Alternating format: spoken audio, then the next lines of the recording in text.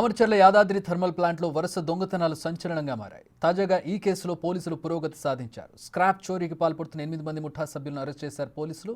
వారి నుంచి 26 లక్షల నగదు, 2 వాహనాలను స్వాధీనం చేసుకున్నారు.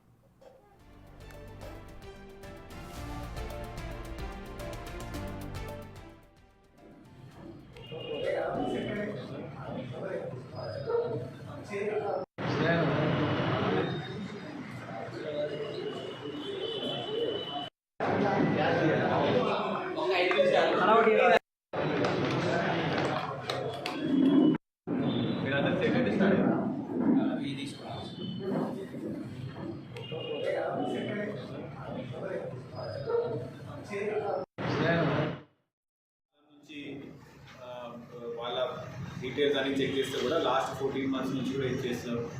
డైలీ కాకపోయినా కూడా అట్లీస్ట్ 10 days 15 days ఒకసారి వాళ్ళు మంచిగా ప్రాపర్గా రెడీ చేసుకొని మళ్ళీ ఇన్ఫర్మేషన్ బేసిస్ మీద మొత్తం ఇదంతా ఆర్గనైజ్గా నడుపుతారు.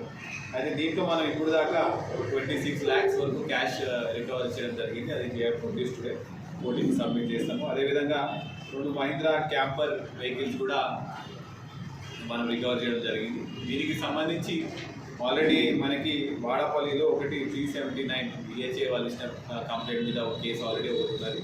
నిన్న మనము మళ్ళీ మిర్యాలు కూడా 2000 పట్టుకున్నప్పుడు వీ హ్యావ్ రిజిస్టర్డ్ 303 317 BNS కింద కేసు పట్టుకున్నాము. ఇంకోటి మిర్యాలు కూడా 1 townలో కూడా 379 కేసులో ముందు ఒకసారి రిలయన్స్కి సంబంధించిన పోల్స్ అన్ని కూడా దొంగతనం అయితే ఆ దొంగతనాలు కూడా మనం దొంగతనం అయ్యి అది మళ్ళీ స్క్రాప్ సామాన్లు ఉంటే మేకల సీన్ కొనడం జరిగింది. ఆ కేసులో కూడా కన్ఫెషన్ అయింది. సో మేకల సీన్ మోస్ట్లీ మన దగ్గర 3 కేసుల్లో ఇన్వాల్వ్ అయి ఉన్నాడు. అతన్ని వాళ్ళ రిమాండ్కి పంపడం జరుగుతున్నది. అదేవిధంగా అతని మీద హిస్టరీ షీట్ కూడా డెఫినెట్గా ఓపెన్ చేస్తాం. కొన్ని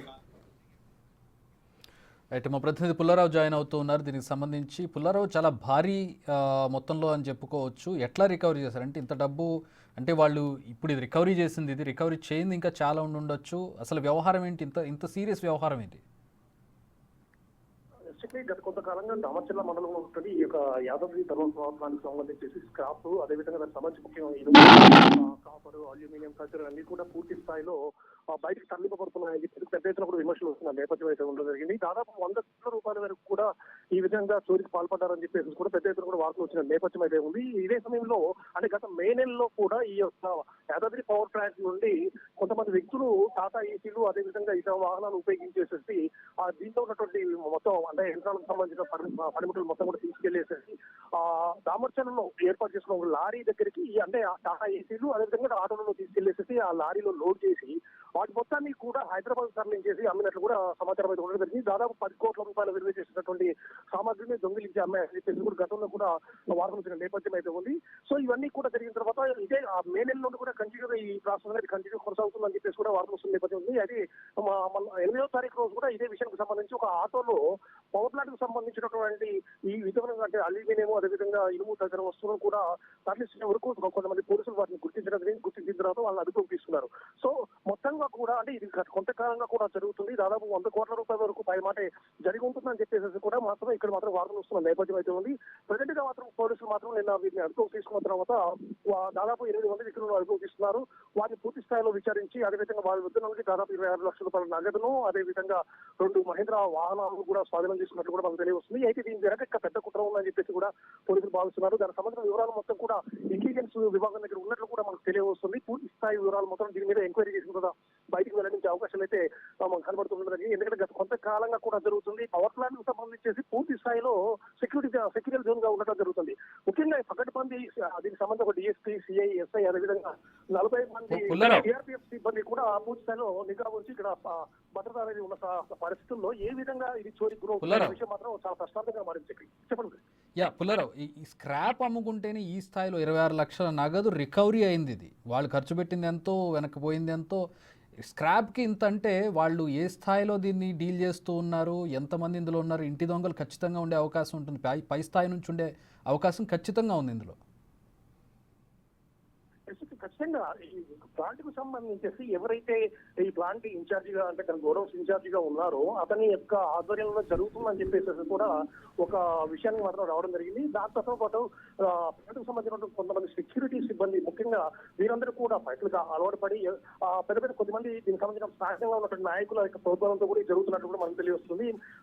లోపల ఉన్నటువంటి ప్లాంట్ కి సంబంధించిన ఇన్ఛార్జితో పాటు కొద్దిమంది సెక్యూరిటీ వీళ్ళందరికీ కూడా డబ్బులు అనేవి ముడుతూ ఉండడం జరిగింది. వాళ్ళకి సంబంధించినటువంటి వ్యక్తులే దీంట్లో పనిచేసే వ్యక్తులుగా ఆటోలలో అదే విధంగా టాటా ఏసీ వాహనాలలో లోపలికి పంపించేసేసి వీటన్నిటి కూడా బయటికి తరలిస్తున్నట్లు కూడా ఈ విచారణలో మాత్రం తెలిసినట్టు కూడా మనకు తెలియవస్తుంది. ప్రజెంట్ గా రికవర్ చేసుకుని 26 లక్షలు కాకపోతే 100 కోట్ల రూపాయల వరకు కూడా చోరీ అయిందని చెప్పేసి కూడా అనధికారికంగా మాత్రం వార్తలు వస్తున్న నేపథ్యం అయితే ఉంది. గతంలో చూసినట్లయితే కూడా మే నెలలో జరిగినటువంటి విషయాన్ని పరిశీలించినట్లయితే దాదాపు 10 కోట్ల రూపాయలు విలువ చేసినటువంటి సామాగ్రి అనేది తరలింపబడిందని చెప్పేసి కూడా సాధారణంగా ఈ స్క్రాప్ ఏం చేస్తారు పుల్లారావు? సాధారణంగా అంటే ఇప్పుడు వీళ్ళు దొంగతనం చేశారు అమ్ముకున్నది పక్కన పెడితే స్క్రాప్ అనేది వేస్టేజ్. ఏం చేస్తారు వీళ్ళు స్క్రాప్ తోటి?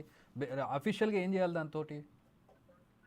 అయితే ఇక్కడ ఒక విషయం మాత్రం మనం పర్సనల్ ఆ విషయం చెప్పుకోవాల్సి వస్తుంది. స్క్రాప్ అని చెప్పి మాత్రం బయటకు చెప్తున్నారు. కాకపోతే ప్లాంట్ కు సంబంధించేసి అతి విలువైనటువంటి యంత్రాలకు సంబంధించిన విషయం వస్తూ ఉండడం జరిగింది. ఆ యంత్రాలకు సంబంధించేసి వాటి మొత్తం కూడా విభాగంగా విడదీసి అంటే దాదాపు 40-50 లక్షల రూపాయల పైన కూడా ఉన్నటువంటి పరిస్థితి ఒక యంత్రానికి సంబంధించి వాటిని కూడా విడగొట్టేసేసి వాళ్ళు 3 పార్ట్స్ గా చేసి కూడా బయటికి పంపిస్తున్నట్టు తెలియస్తుంది. అదేవిధంగా ఇక్కడ స్క్రాప్ విషయాన్ని తీసుకున్నట్లయితే కూడా రాజీ అల్యూమినియము అదేవిధంగా ఇనుము వీటన్ని సొమ్ము తీసుకున్నట్టు ముఖ్యంగా ఈ విషయం కంటే తక్కువ మొత్తాదులో వెళ్తేనేమో అంటే ఆటోలలో కానీ టాటా ఏసీ వెళ్తున్నటువంటి వాహనాలకు సంబంధించి మిర్యాల కూడా ఉన్నటువంటి పాత ఇనుము షాపులలో కూడా విక్రయిస్తున్నట్టు తెలుస్తుంది. మొత్తంగా ఒక్కసారిగా బయటకు వచ్చినట్లయితే మాత్రం దాన్ని లారీలలో తరలించేసి హైదరాబాద్ లో విక్రయిస్తున్నట్టు కూడా మనకు తెలుస్తుంది. ఆల్రైట్, చాలా సీరియస్ అఫెన్స్ గా కనపడుతోంది. మొత్తంగా చూసినట్లయితే 100 కోట్ల వ్యవహారంగా కనపడుతోంది. ఇది స్క్రాప్ మాటున యాక్చువల్గా అక్కడ పనికొచ్చేటటువంటి సామాగ్రిని లోపల ఉన్నటువంటి వాహనాల విడిభాగాలను అక్కడ ఉండేటువంటి మెషినరీ విడిభాగాలను కూడా అమ్ముకున్నట్టుగా తెలుస్తోంది. ఒక మే నెలలోనే 10 కోట్ల వ్యవహారం బయటకు వచ్చినట్టుగా తెలుస్తోంది. సో రికవరీ అయింది 26 లక్షలు ఉందంటే ఏ మేరకు వీళ్ళు వ్యవహారాన్ని నడుపుతున్నారు అనేది మనం అర్థం చేసుకోవచ్చు. స్క్రాప్ మాటను పనికి వచ్చే భాగాలను పనికి వచ్చేటటువంటి మెటీరియల్ను కూడా అమ్ముకున్నట్టుగా తెలుస్తోంది. 100 కోట్ల పైబడి వ్యవహారం కనపడుతోంది ప్రస్తుతం యాదాద్రి థర్మల్ ప్లాంట్కి సంబంధించి, దామరచర్ల యాదాద్రి థర్మల్ ప్లాంట్కి సంబంధించి. సో దీని మీద సీరియస్ ఇన్వెస్టిగేషన్ జరగాల్సిన అవసరం కనపడుతోంది. దీంట్లో ఖచ్చితంగా పై స్థాయి వాళ్ళు ఉన్నట్టుగా తెలుస్తుంది. గోడౌన్ మేనేజర్తో పాటు మిగతా పెద్దవాళ్ళు కూడా ఉన్నట్టుగా తెలుస్తుంది. వాళ్ళకి నెలవారీ మామూళ్ళు అందుతున్నట్టుగా కూడా సమాచారం అందుతోంది. సో సీరియస్గా దీని మీద ఇన్వెస్టిగేట్ చేయాల్సిన అవసరం ఎంతైనా కనపడుతుంది. Thanks for the updates Pullarao.